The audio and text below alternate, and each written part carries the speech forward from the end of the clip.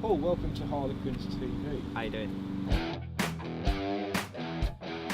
What sort of grass are we looking at here behind you, Paul? This is, I don't want to get technical, this is Lolium perenne, perennial ryegrass. What's that?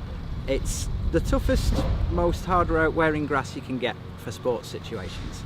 The science technology over the last few years has made it so you can cut ryegrass down to 2 centimetres, like 20 millimetres.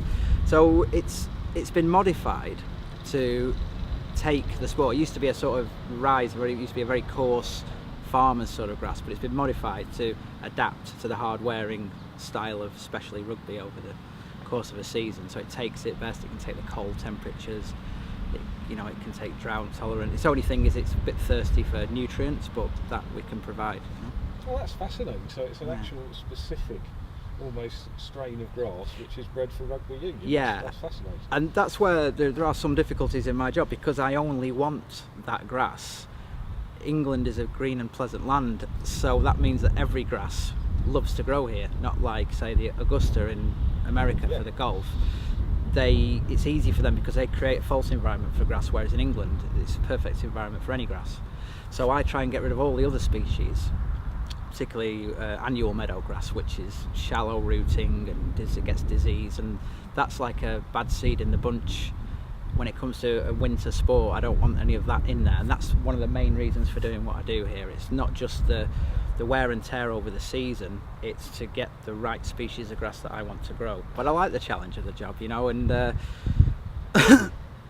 yeah, sometimes I spit my dummy out a little bit about it, but at the end of the day it is what it is, and you got to rise to the challenge. And if you let the negative side of things in your job get you down, then in my opinion you shouldn't be doing your job. You should go somewhere else. So it's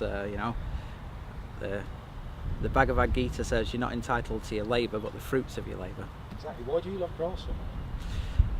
Because of the interconnectedness of it. I have this starting to build up this infamy of Mr. Zen and his grass, but I really do believe that. I love the fact that we've been so interrelated with grass since millennium, and I don't know if anybody knows this, and people are going to think I'm really crazy now, but the reason we stand on 2 feet at all is because when we were becoming humans, when we were just starting to be humans, we came out of trees because there was competition for food amongst fruit amongst the trees, and we went into savannas and grass plains.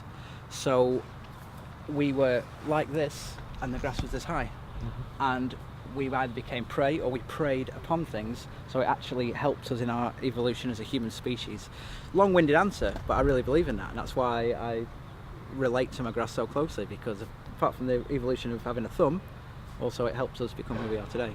So look after your grass, people. Look after your grass and pay homage to it. Thank you very much, Paul. Thank you. Perfect. Cheers.